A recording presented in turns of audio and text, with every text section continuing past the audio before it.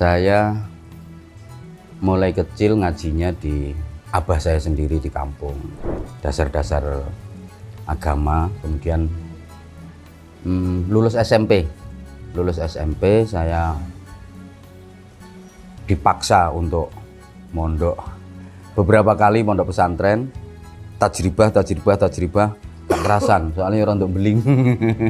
Alhamdulillah kerasan pertama di Sayyidi Syekh Kiai Haji Abdullah Fakih Langitan. Alhamdulillah di situ kerasan dan banyak ujangan-ujangan dari beliau, ngaji-ngaji ke beliau, walaupun saya termasuk santri yang yaitu tadi beling. Beling. Tapi sak beling-belingnya santri kalau di pesantren ya insya Allah dapat barokah. Alhamdulillah 3 tahun saya di Langitan. Kemudian kalau ditanya tentang suka dukanya ya umumnya santri saja. Umumnya santri, kita ngaji ya mulai kecil yang saya rasakan awalnya memang saya dipaksa untuk mondok. Tapi ya alhamdulillah akhirnya jadi kayak gini iki. Nggih. Target saya cuman kepingin manfaat, kepingin dapat barokah itu aja. Bahkan saya cita-cita kepingin jadi mubalek sama sekali nggak ada. Cita-cita saya sederhana sekali. Pokoknya mulai teko pondok isok mulang ngaji ngoten mawon Mbak Camat.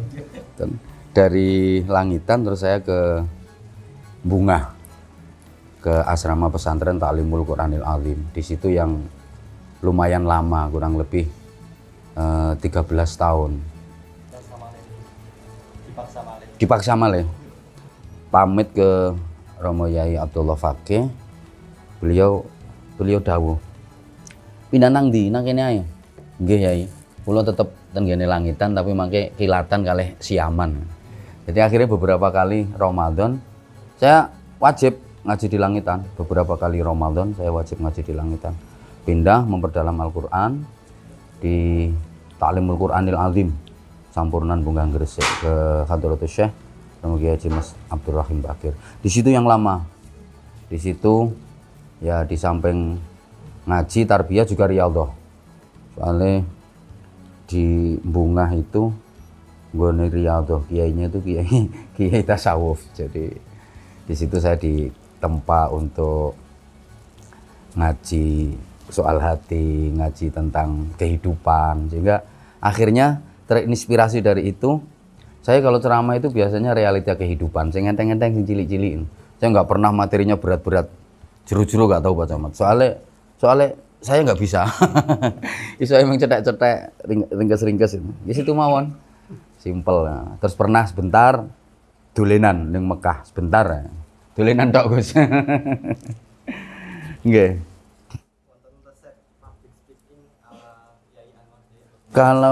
Kalau saya lebih ke arah apa ya? Situasional. Saya kalau ngaji itu sering situasional. Jadi kalau public speakingnya nomor 1 tentu kepercayaan diri. Wajib itu.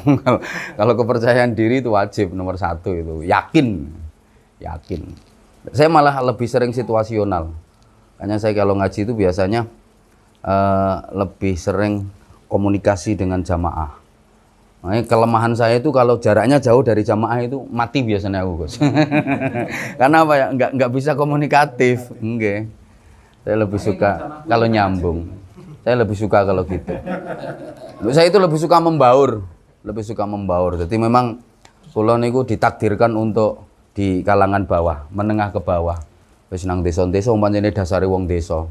Jadi untuk menengah ke atas itu sebenarnya keliru kalau saya diundang. Kayak kemarin di kampusnya beliau di UIN Wali Songo, itu salah alamat ngundang saya. Hah? Macake kaya wong pinter. Gayae tok macake tok kaya wong pinter. Jadi dipaksa lagi ketika di kalangan akademis, dipaksa seakan-akan saya itu nggak kalah dengan yang akademis. Tapi ini selalu di mana-mana saya gaungkan Gus. Alumni pesantren salaf itu kalau ngajinya beneran, insya Allah lulusannya nggak kalah sama S3.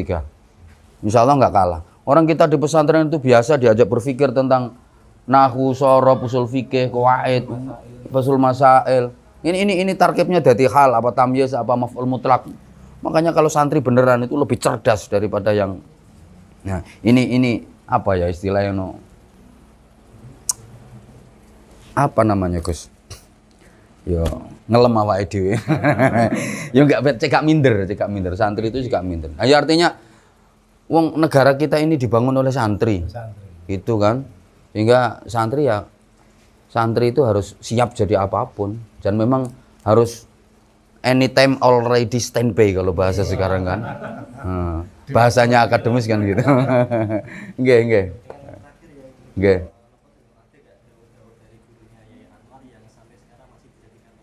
Ya, kalau guru-guru saya rata-rata kapanpun dimanapun ojo ninggal mulang.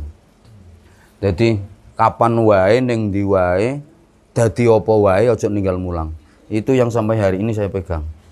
Jadi misalnya kok saya itu jadi belantik wedhus pun saya tetap ngajar. Apapun profesi saya tetap ngajar. Nggak boleh ninggal mulang. Makanya saya tetap menyempatkan waktu untuk ngajar anak-anak di pesantren itu setiap kalau dulu setiap 1 minggu sekali saya wajib ngengkremi santri, wajib nunggoni santri. Sekarang malah saya upayakan kalau bisa seminggu 2 kali karena amanahnya makin banyak. Udah 1.200-an lebih yang semuanya free. Kecuali kalau lagi roadshow, kalau lagi estafet itu biasanya kadang ya 2 minggu ditinggal. Iya. Salam penutup, tetap kita berkhidmah di Nahdlatul Ulama khususnya dalam rangka mempertahankan dan terus memperjuangkan Ahlus Sunnah wal Jamaah An-Nahdiyah yang memang akhir-akhir ini wah goncangannya luar biasa guys.